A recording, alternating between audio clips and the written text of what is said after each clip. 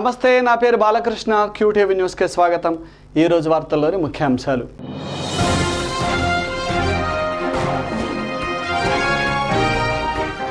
విద్యార్థి దశ నుండే ప్రతి ఒక్కరూ పర్యావరణ పరిరక్షణపై బాధ్యత కలిగి ఉండాలి. ఎంపీ రాయపాటి సాంబశివరావు.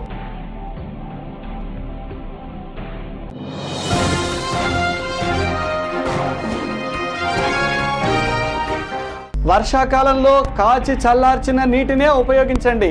పరిసరాల శుభ్రత ప్రతి ఒక్కరి బాధ్యత. డిఎంహెచ్ఓ గోపినాయక్.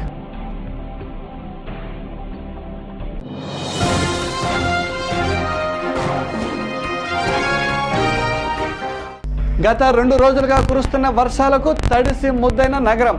రోడ్లన్నీ జలమయం.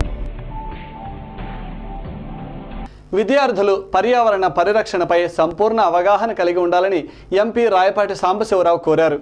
యథేచ్ఛగా చెట్లు నరకడం వలన పర్యావరణంలో సమతుల్యత దెబ్బతింటుందని, ఇది ఇలాగే కొనసాగిస్తే మానవ మనుగడకే ప్రమాదం వాటిల్లుతుందన్నారు. నేడు భూగర్భ జలాలు కూడా అడుగంటిపోయాయని, వర్షపు నీటిని నిల్వ చేయడానికి ఇంకుడు గుంతలే ఏర్పాటు చేయవలసిన అవసరం ఉన్నదని ఎంపీ అన్నారు. అభ్యుదయ మహిళా డిగ్రీ కళాశాల ఫ్రెషర్స్ డే ఉత్సవాలను నేడు స్థానిక కొరిటిపాడులోని కొమ్మినేని గార్డెన్స్లో ఘనంగా నిర్వహించారు. కార్యక్రమానికి ముఖ్య అతిథిగా హాజరైన పార్లమెంట్ సభ్యులు రాయపాటి సాంబశివరావు ఈ సందర్భంగా విద్యార్థులను ఉద్దేశించి మాట్లాడారు. విద్యార్థి దశ నుండే సామాజిక అవగాహన, పర్యావరణంపై సానుకూల భావాలను పెంపొందించుకోవాలన్నారు. నగరాభివృద్ధి కార్యక్రమంలో చెట్లను నరికివేయడంపై ఆయన అసంతృప్తి వ్యక్తం చేశారు.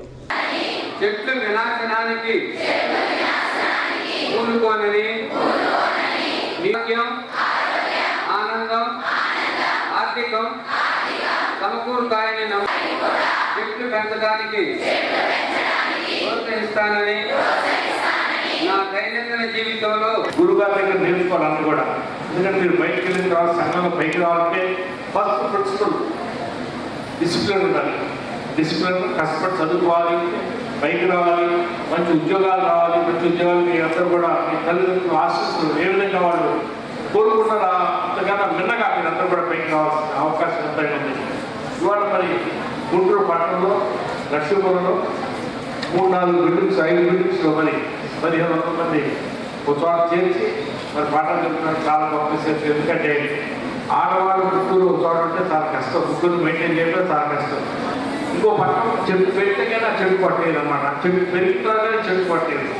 ఇక్కడ మనం ఏంటంటే రోడ్లు హైవేస్ అని కూడా బయటకు చేస్తాం. ముందు 2 లైన్లు ఉన్నాయి, 2 లైన్లు ఉన్నాయి, 4 లైన్లు, 6 లైన్లు, 10 లైన్లు పోతున్నాం. అన్ని చెట్లను కూడా వదిలిపెట్టుకుంటూ వెళ్ళిపోతున్నాం. కానీ దానికి సంబంధించినటువంటి మీద చెట్టు పక్కన ఏ నాటకం కూడా నేషనల్ హైవేస్ బిగ్గర్ ప్రోగ్రాం కార్యక్రమం సరిగ్గా సక్రమంగా అమలు చేయట్లేదు. కాబట్టి ఇవాళ మనం వాతావరణంలో కాలుష్యం వచ్చింది. అదేవిధంగా వాతావరణ కాలుష్యం కూడా మనం ఎండలు కూడా ఎక్కువ ఉన్నాయి, వర్షాలు పడలేదు. ఇవన్నీ కూడా చాలా ఇబ్బందికరమైన పరిస్థితి మనం చూస్తున్నాం. వాళ్ళ పరిస్థితి చూస్తున్నాం. కానీ సమస్య ముఖ్యమంత్రి గారు చెట్టు నీరు ప్రోగ్రాం తప్పకుండా చేయాలి. ప్రతి ఇంటి ముందు కూడా ఇవాళ ప్రతి ఇంటి దగ్గర కూడా ఏంటంటే మీ కాలేజీలో చూస్తామంటే వాళ్ళు ఫ్లోరింగ్ అయిపోయింది.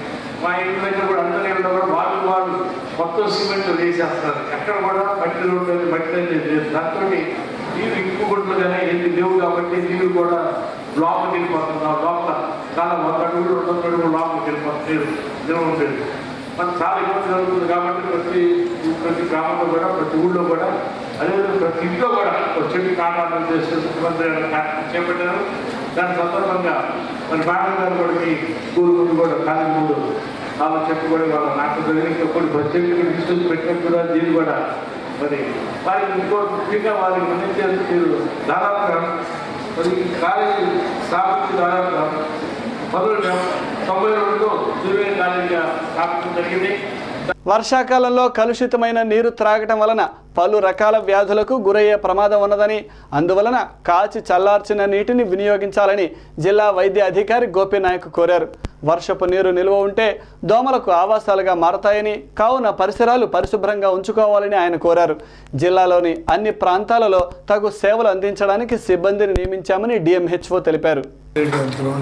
గత 2 డేస్ నుంచి కొన్ని ప్రాంతాల్లో వర్షపాతం కొంచెం అధికంగా పడుతుంది. కాబట్టి మరి ఈ వర్షపాతం ఎక్కువగా ఉన్నప్పుడు మనకి 2 రకాలుగా జబ్బులు వచ్చే అవకాశం ఉంటుంది. ఒకటి వాటర్ బోర్న్ డిసీజ్ అయినటువంటి డయేరియా, గ్యాస్ట్రైటిస్, జాండీస్, టైఫాయిడ్ లాంటి జబ్బులు అవకాశం ఉంటుంది. అట్లాగే మరి ఇవి వాటర్ కనుక 3-4 రోజులు నిల్వ ఉన్నట్టయితే అందులో మరి దోమలు పెరిగి మనకి వెక్టర్ బోర్న్ డిసీజ్ అయినటువంటి మలేరియా, ఫైలేరియా, చికెన్ గున్యా, డెంగ్యూ వచ్చే జబ్బులు లక్షణాలు అవకాశం ఉంటాయి. కాబట్టి ప్రజలందరూ కూడా ఎలర్ట్ అయ్యి ఎక్కడ కూడా మరి వాటర్ తాగేటప్పుడు కంపల్సరీగా కాచల్లార్చిన నీళ్ళు తాగటం మంచిది.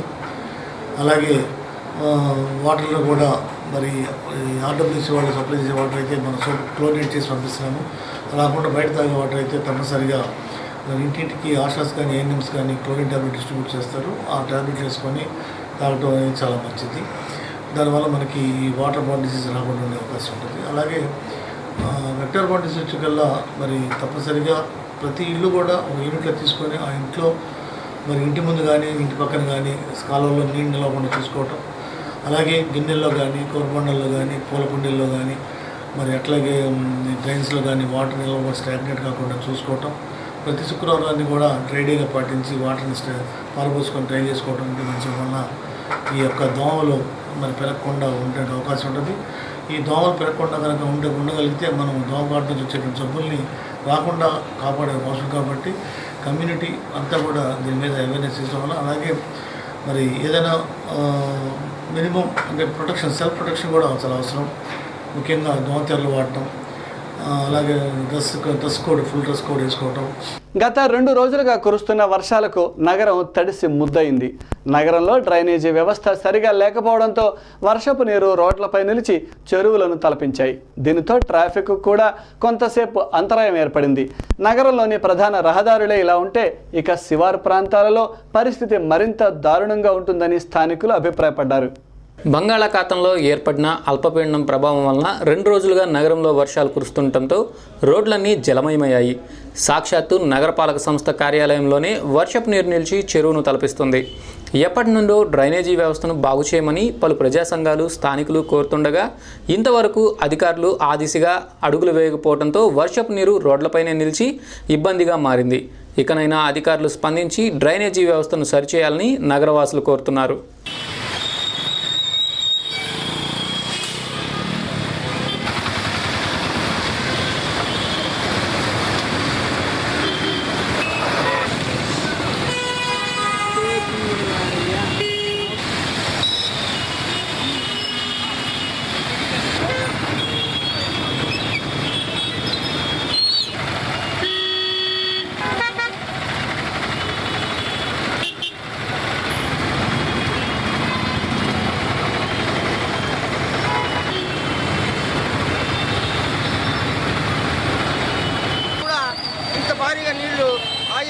ఏందండి మున్సిపాలిటీ నీళ్లు కూడా సరిగ్గా పోతే ఇంకా ప్రజలకి ఏదైనా సమస్యలు తీరుస్తారు. అలాగే పక్కన సైడ్ కాలువలు కట్టి వాళ్ళ కార్యాలయంలో నీళ్ళు రాకుండా మందులో చూసుకుంటే అందరికీ బాగుంటుంది. పరిశుభ్రత చేస్తారంటున్నారు, ఒకరోజు చేస్తున్నారు, ఒకరోజు చేయడం లేదు. పైన కాలనీలు కూడా బురదమయంగా ఉన్నాయి. మున్సిపల్ కార్పొరేషన్ ఆఫీసులోకి వెళ్ళేదానికి ప్రజలకి ఇబ్బంది పడుతూ ఉన్నారు. కొద్దిపాటి వర్షానికి చాలా ఇబ్బంది పడుతూ ఉన్నారు. నీళ్ళన్నీ నిలిచిపోయి ఉన్నాయి. ఈ విధమైన స్థితిలో ఉంటే ప్రజలకు కానీ ఉద్యోగస్తులకు కానీ ఎవరికైనా వెళ్ళడానికి రావడానికి చాలా ఇబ్బందిగా ఉంది. కాబట్టి ఇటువంటి స్థితిని కూడా మన మున్సిపల్ కార్పొరేషన్ వరకు సరైన చర్యలు తీసుకోవడం చాలా. ఎన్నికల ముందు అవుట్ సోర్సింగ్ ఉద్యోగులకు ఉద్యోగ భద్రత కల్పిస్తానని చెప్పిన ప్రభుత్వం అధికారంలోకి వచ్చిన తర్వాత తమను విధుల నుండి తొలగించడంపై గృహ నిర్మాణ శాఖ అవుట్ సోర్సింగ్ ఉద్యోగులు తీవ్ర అసంతృప్తి వ్యక్తం చేస్తున్నారు.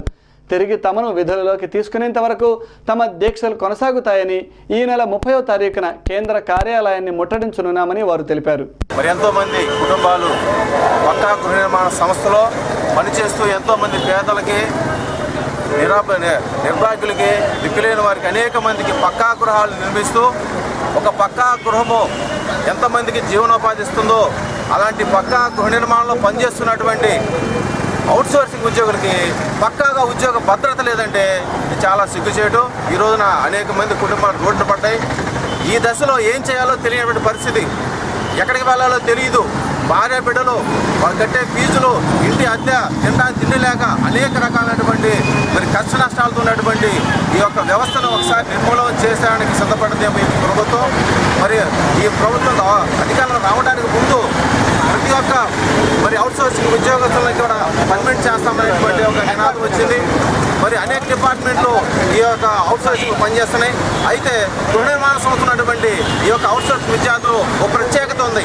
ఏ డిపార్ట్మెంట్లో ఎవరున్నా లేకపోయినా పని జరిగిద్దాము, కానీ ఈ యొక్క అవుట్సోర్సింగ్ లేకపోతే ఈ పక్కా గృహ నిర్మాణం మరి అంత భారీ ఎత్తుకు జరిగేది కాదు. అయితే ఒకవేళ ప్రభుత్వం యొక్క మరి నిధులు సరిగా లేని సమయంలో కావచ్చేమో, లేదా ఏదైనా ఆర్థిక పరిస్థితి ఉండొచ్చేమో, కానీ సరైన నిర్ణయం తీసుకొని అర్హత గల వారికైనా ఇవ్వడానికి, లేదా ఇక అనేక రకాలైనటువంటి సోర్సెస్ హౌసింగ్లో ఉన్నాయి.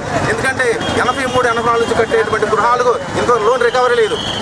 అది ఉచితంగా కడుతున్నట్ట లేదా ఫ్రీగా కడుతున్నట్ట దానికి నిర్ధారణ లేదు. కానీ అదే కనుక నిర్ధారణ చేసి కనీసంగా అవుట్సోర్సింగ్ వాళ్ళకి రెగ్యులర్ చేసి దాని ద్వారా వచ్చేటువంటి మరి లోన్ రికవరీ మెయింటెనెన్స్ చూసుకొని అనేటువంటిది చూసుకున్నట్టయితే అనేక మందికి ఉద్యోగ భద్రత కలుగుతుంది. QTV న్యూస్లో ఇప్పుడు ఒక చిన్న విరామం.